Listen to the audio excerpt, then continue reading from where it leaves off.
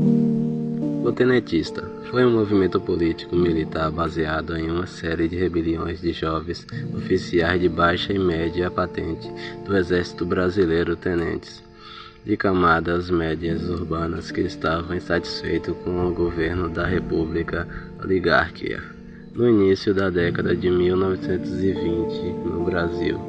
O movimento defendia reformas na estrutura de poder do país, entre as quais se destacam o fim do voto aberto, fim do voto cabresto, modalidade de voto que favorecia o coronelismo presente na República Oligárquica, além de defender a instituição do voto secreto e a reforma na educação pública.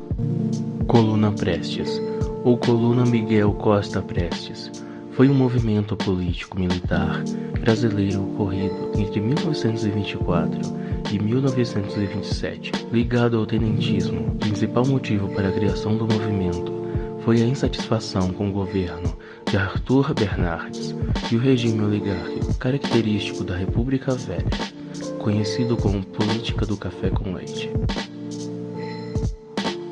Suas reivindicações foram a implementação do voto secreto, a defesa do ensino público e a obrigatoriedade do ensino secundário para toda a população, além de acabar com a miséria e a injustiça social no Brasil.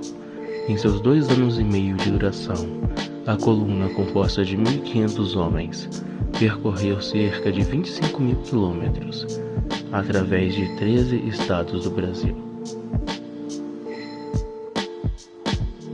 A Revolta Paulista de 1924 foi um levante militar organizado por jovens oficiais do Exército que faziam parte do tenetismo. Os rebeldes pretendiam derrubar o governo de Arthur Bernardes, pois não estavam contentes com os rumos tomados pelos civis, enquanto líderes da República Brasileira. A revolta aconteceu 2 anos depois de um movimento tenentista ter ocorrido no Forte de Copacabana, no Rio de Janeiro. O governo federal conseguiu debelar as revoltas tenetistas. Em São Paulo, os revoltosos logo após perderam as tropas governistas, se reuniram em torno do tenente Luiz Carlos Prestes e organizaram a Coluna Prestes, que percorreu o interior do Brasil, denunciando os desmandos da República Velha.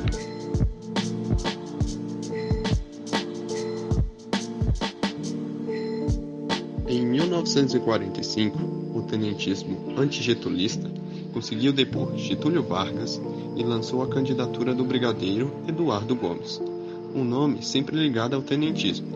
Em posição ao candidato vitorioso, Eurico Gaspar Dutra, ex-ministro de Getúlio Vargas, e que havia demonstrado interesse pela aproximação do Brasil com as potências do eixo. O período do café com leite no Brasil está diretamente ligado ao contexto político em que o tenentismo surgiu e atuou. Durante a República Velha, que se estendeu de 1889 a 1930, a política do país era dominada pelas elites agrárias de São Paulo e Minas Gerais, que se alternavam no poder em um acordo conhecido como política do café com leite.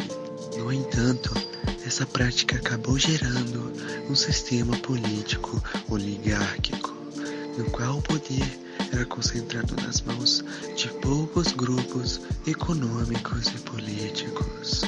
Essa situação foi uma das principais razões que levaram ao surgimento do tenentismo, movimento que buscava romper com a oligarquia no poder e promover mudanças na sociedade brasileira.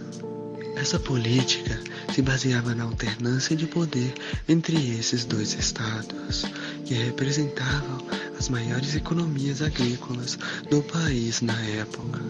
O objetivo era manter o equilíbrio de forças políticas entre as elites paulistas e mineiras, evitando que outras regiões tivessem poder político significativo. Apesar do movimento tenentista ter os militares de baixa oficialidade como seus principais participantes, não se caracterizou como um movimento militarista. Foi, no entanto, a expressão de revolta das classes média, com o domínio oligárquico existente no país. Não era a pretensão dos tenentes o estabelecimento de um governo militar, mas sim de um legítimo poder civil baseado no liberalismo, tendo proporções nacionais, não somente nos setores militares, foram mobilizados, mas também os civis. O tenetismo viveu até seus membros se retirarem da vida pública, ou seja, a partir dos meios de 1970, terminando com o governo de Ernesto Geisel como presidente que iniciou a abertura. A sucessão do governo estadual de Pernambuco, onde houve a intromissão de Hermes da Fonseca e sua consequente prisão. Precipitou a revolta do Forte de Capixaba em 1922.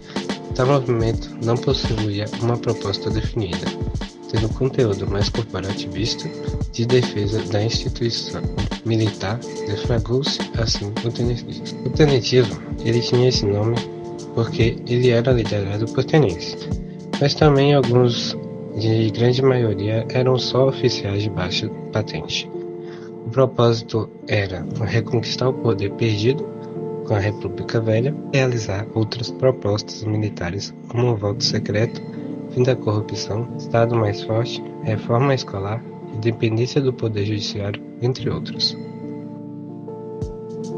O movimento tenentista não conseguiu produzir resultados imediatos na estrutura política do país, já que nenhuma de suas tentativas teve sucesso, mas conseguiu manter viva a revolta contra o poder das oligarquias, representado na política do café com leite. O tenentismo entrou em declínio na década de 1930, em parte devido à sua fragmentação interna e em parte devido à mudança no cenário político do país. Em 1930, Getúlio Vargas assumiu o poder após um golpe de Estado, e o movimento acabou sendo suprimido pelo novo regime. A fragmentação interna foi um fator importante na queda do tenetismo, uma vez que o movimento não tinha uma liderança clara e unificada, o que levou a disputas internas e dificuldade em formular uma estratégia coesa. Além disso, o tenetismo não conseguiu conquistar a adesão dos setores mais amplos da população, apesar de ter tido um forte apoio da sociedade civil, como estudantes e intelectuais. Outro fator que contribuiu para a queda do tenetismo foi a mudança no cenário político do país.